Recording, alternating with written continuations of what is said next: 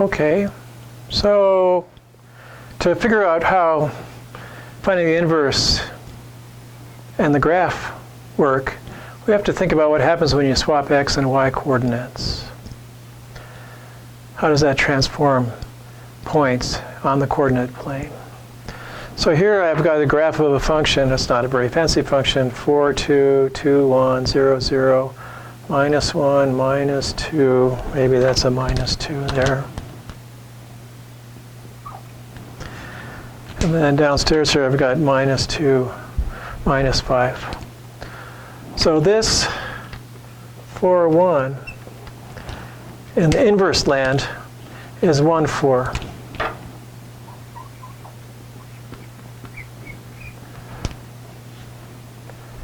I guess if I stay out of the way, it might be possible to read that. And here I've got 2, 1. What is this? Is 4, 2. 4, 2. That's bad. Okay.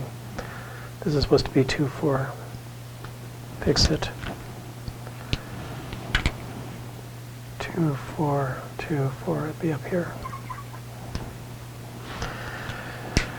And now here's 2, 1. And so his partner would be 1, 2.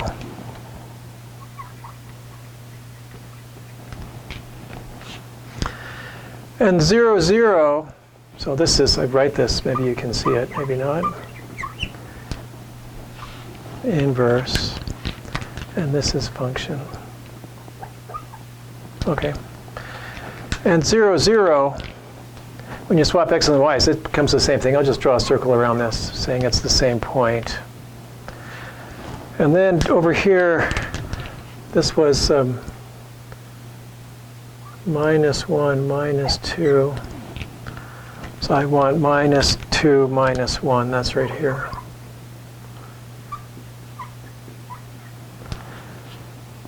And then I've got downstairs there minus 2, minus 5. And so that becomes minus 5, minus 2 over here.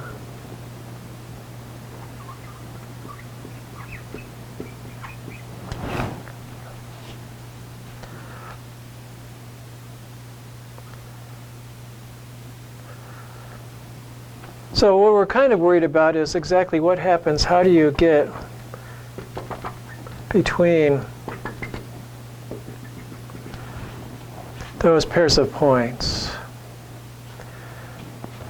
And if I had drawn an accurate graph, I guess I didn't do that great a job. But if you draw the line y equals x here,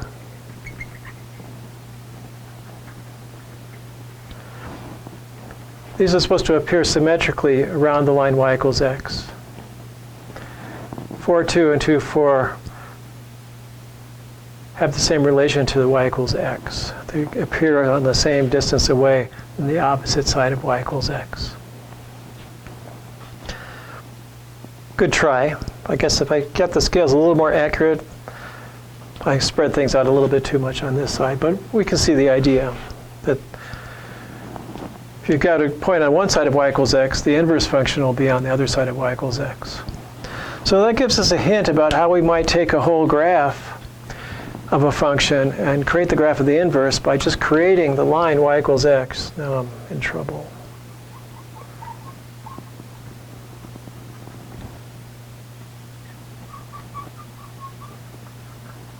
Like that. And then we have to imagine for every point on the graph, there would be a partner down here matching up with the graph of the inverse. So here we go.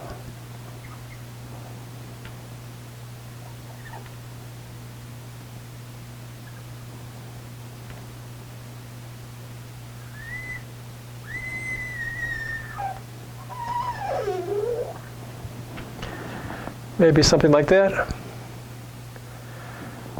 And this purple line is just for reference. It's not the graph of anything. Just y equals x. And then we'd have to continue on.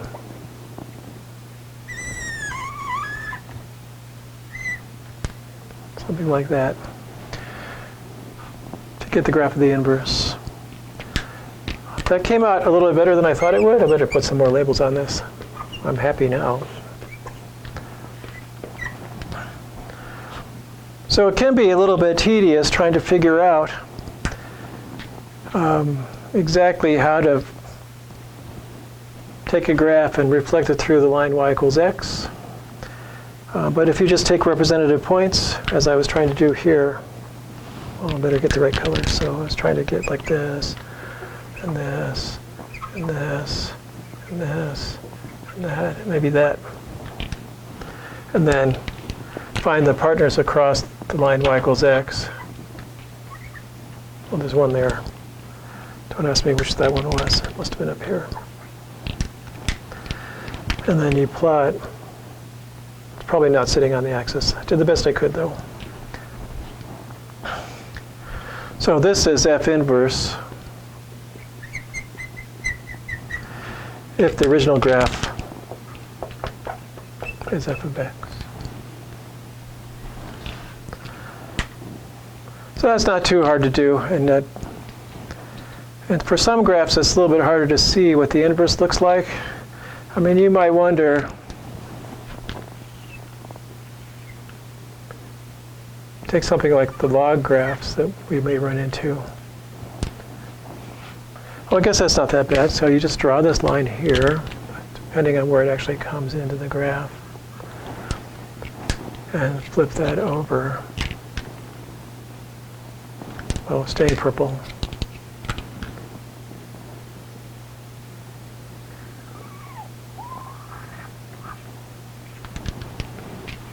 Hey, that's kind of cool. So maybe it's not as bad as I thought. Finding inverses, it's just a matter of swapping x's and y's. So we got a little more swapping of x's and y's to do in the next slide, and then I think that should pretty well wrap up the concepts of inverse, and let's see what happens.